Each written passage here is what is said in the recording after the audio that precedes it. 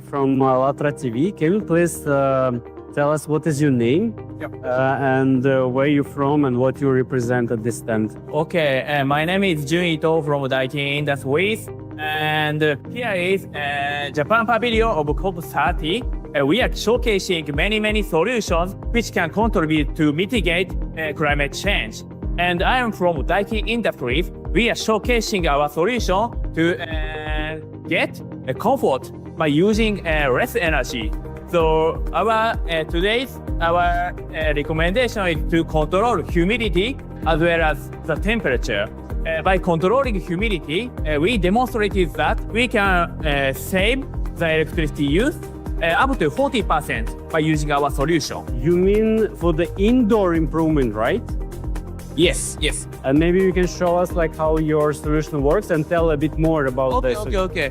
First of all, we would like to try it. This is humidity experiencing box, and this is high humidity box, and this is low humidity box. You can put the hand inside. The temperature is the same, but the difference is the humidity. How about it? Okay, this is warm. Warm. How do you feel? Oh, this is much better. Yeah. So what we would like to say is humidity is very important to get comfort. So our solution can control the humidity, and as a result, we can save energy. This is because we can set temperature relatively high. Okay. So this is how your installation looks like, right? Yes, this is ventilation system. In conventional ventilation system, that withdraw hot and humid air from outside and expel dry and cool air to the outside. But our system can exchange the heat and humidity inside the box. And as a result, we can reduce the both of humidity and temperature by using not so much energy. What results are you expecting from this COP? It's emanating our solution by communicating with many high-level people and many people who is interested in climate change. This is because the building's emission is very high and air conditioning is not very electricity consuming product. By using our solution, we get energy efficiency by paying not so much energy and electricity and money. So we would like to say is energy efficiency is fast. In your opinion, how important is international collaboration and human awareness for the solutions towards climate resilience? International collaboration is very important to improve and to solve the problem. This is because every country has each strength. So if we can share the strength, we can contribute, we can solve the problem earlier. So for Japan is very technology country. So Japan's solution will contribute all over the world. And I think many countries is now contributing to Japan as well. This is, I think, importance of international collaboration.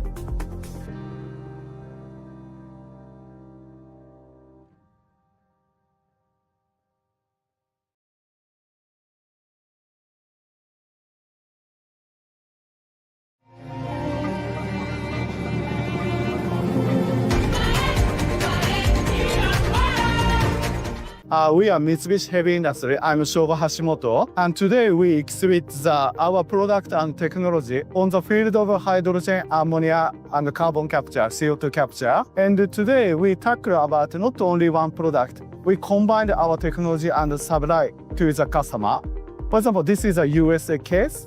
We supplied electrolyzer to produce hydrogen and dust turbine. A unique point is this area have a lot of green energy. And in spring season, summer season, have a surplus energy also have. We change it to hydrogen, this surplus energy, because somehow difficult to keep it because of battery technology. And winter season, we using the hydrogen by our gas turbine. This is also our technology. This kind of project now we try because before we only supply one product, but now we try several drugs as a one shot. This is our current I can say action. What are your impressions of COP-30 Brazil for this 4 days? We are in the era of rapid change. Have an interest in not only hydrogen but also carbon capture. Especially in Brazil, they have a interesting for the fertilizer or ammonia plant. That's why we think it is a good time to introduce our diverse and cutting technology. Mitsubishi Heavy Industries have a long history, around 140 years history, and we handle the 500 plus products. Actually now, I personally try to introduce my company because long history and this diverse technology, it is our unique point and strength.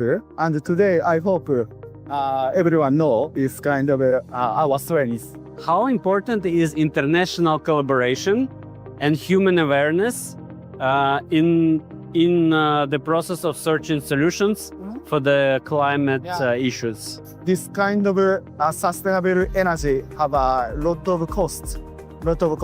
That's why we hope government support, financial support is necessary at this stage. Of course, in the future, we try to reduce the cost, but now government support is needed.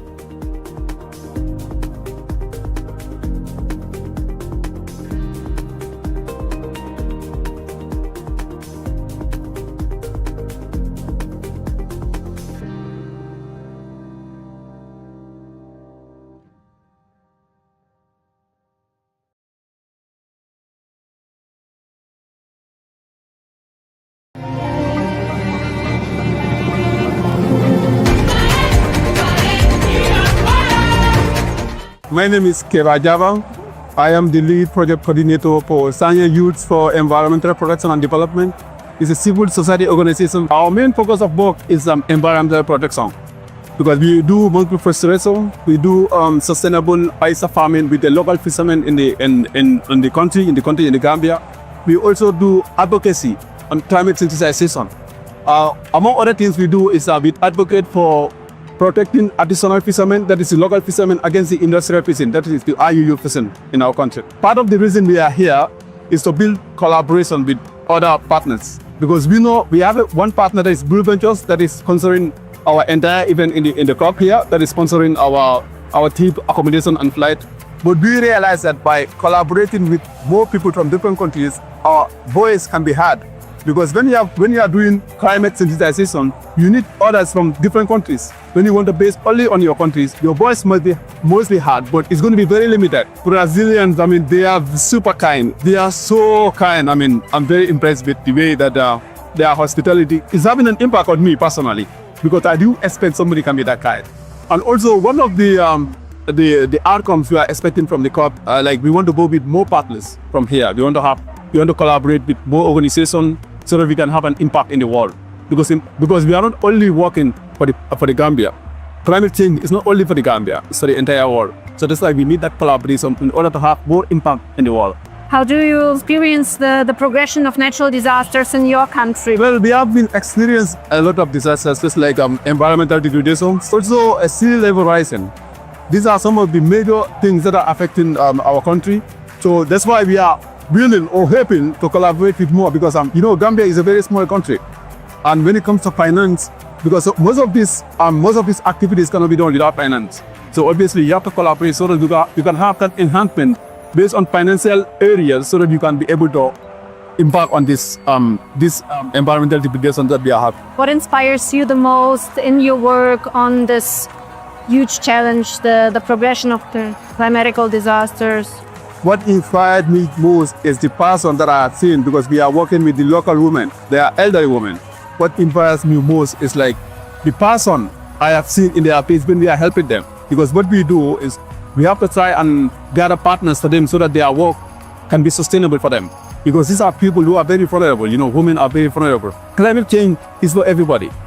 So by impacting on that climate change, by doing whatever it is necessary to make sure that we mitigate some of this negative impact that are coming in our country, that alone is a passion for me. Because when we start working on this, initially we are not expecting anything from it. We just want to come out and help our environment, because we find out that Gambia is a very vulnerable country. Many partners are coming, many NGOs are coming, they are doing things that are unbelievable. If you see the environmental degradation like the sand mining that they are doing in our country, we put it upon ourselves to come and have some impact on whatever it is that these people are doing. So the person is, when I see the impact that we are doing, people are happy that we are doing it. So that is one of the persons that I have. What do you think? How important is the role of the global cooperation? How important is the public awareness on these topics? It is very important. You will be surprised. People don't even know about climate change. They don't know. When you tell them, they are stunned. They say, wait, is it for real? For example, if I give an example like one mangrove tree is equivalent to 5 to 6 indigenous trees. People are stunned. They don't know about this. So climate change sensitization is the key. I'm going to encourage everybody, because you can embark on any activity, any project, you have to sensitize people about that particular thing. And another thing is that whatever activity you are doing in a particular country, you have to make sure that community is included in the project. So if the community owns the ownership of the project, there will be a sustainability in it. So that is one of the things I'm always advocating. You have to encourage people, you have to sensitize them, you have to advocate for it. Because if they don't know about it, they're not going to take it seriously. So that is the message that I have for all.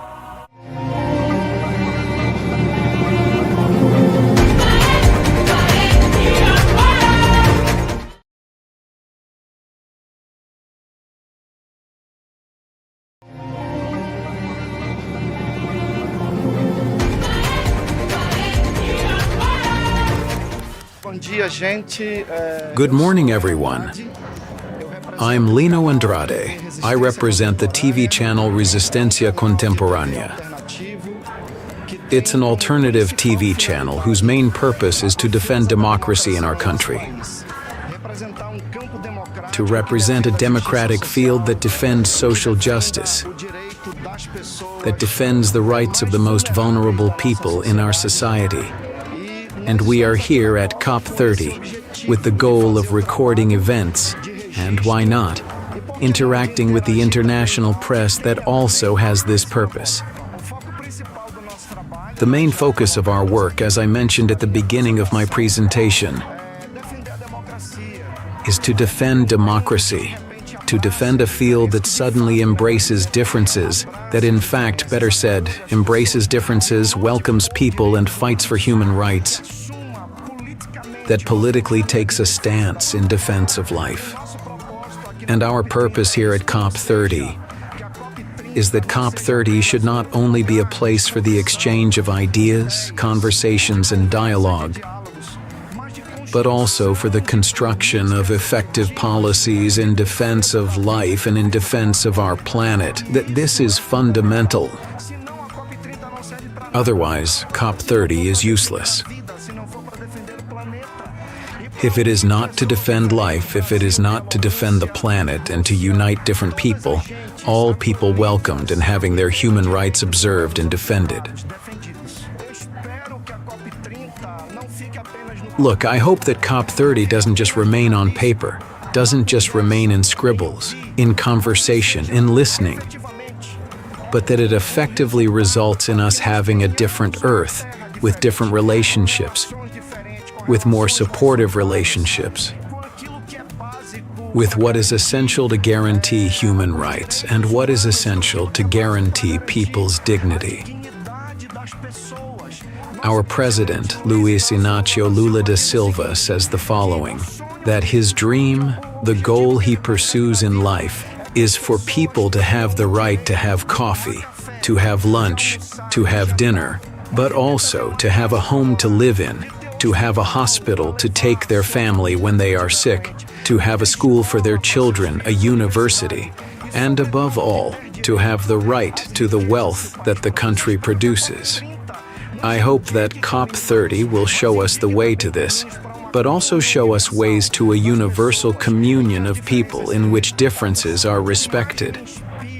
What inspires me most about being here is that I am a child of the earth. You are a child of the earth. She is a child of the earth. He is a child of the earth. We live in a common home, a blue planet, a planet made of diversity, bright colors, and abundant life that we as human beings are destroying. And we need to fight for this, fight to change the predatory mentality of human beings, fight for more life. The life that is good for me, I must want for you. I must want for everyone.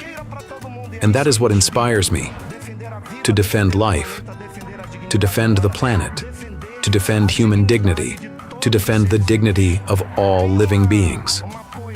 There is a poem by a poet here in our country that says the following: "A dream that is dreamt alone is just a dream that is dreamt alone. A dream that is dreamt together is reality." So, alone we can do nothing.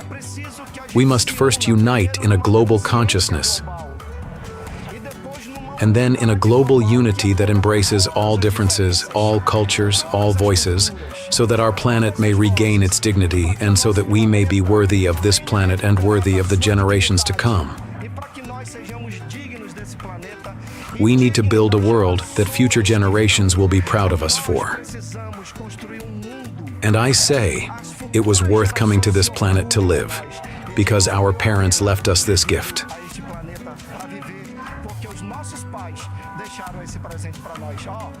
Oh, a big kiss to all of you who are listening to us, and to the folks at TV Resistência Contemporânea, in partnership with this wonderful group that is interviewing me. Stay tuned to this message because TVRC is represented here at COP-30. Thank you very much. Muito obrigado.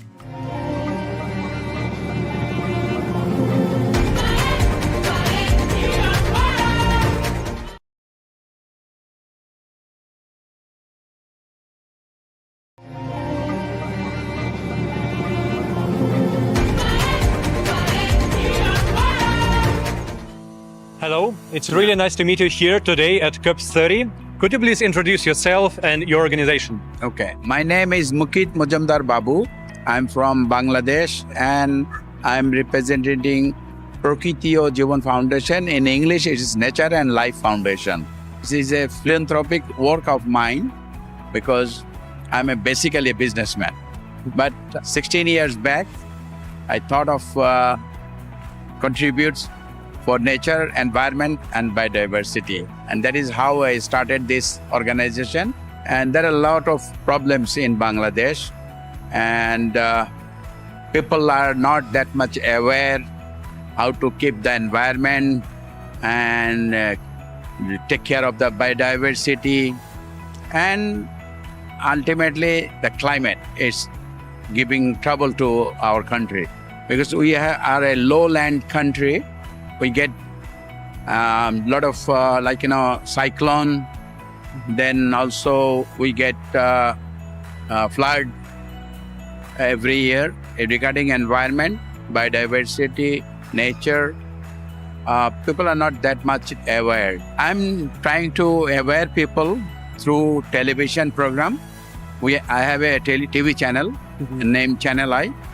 So through that, also doing field work, research work, and going to the people, going to the grassroots people and telling them why they have to save all these things, what we have around us, what is these items or these elements are giving to us. I mean, what kind of contribution the trees, the ponds and wetland, the river, the sea, the animals, and wild animals, and then the other things, whatever we have around us, what contribution they are doing to nature. If we don't take care of this nature, finally we will be affected. And it's the important question, what do we need to do all together to really bring this awareness to people, like each of us? We have to be careful about what we are doing and what kind of activities we are doing. And we have to aware people. Finally, there must be a law, and law should be implemented on those that whoever destroying the nature, serious law to stop those things. It's a huge job and a huge task. To face this, we must work together. Everyone, if they come forward and we join our hands together, then only we can solve the problem. Otherwise, it's not a one-man show or one organization can do anything. And also, that what we are going to leave behind if our children suffers or our grandchildren suffers, if we don't leave a better world for them, then how they will survive in future? Because the way we are suffering now, it will be worse in future. So we have to come forward and do something to save this earth. Thank you so much.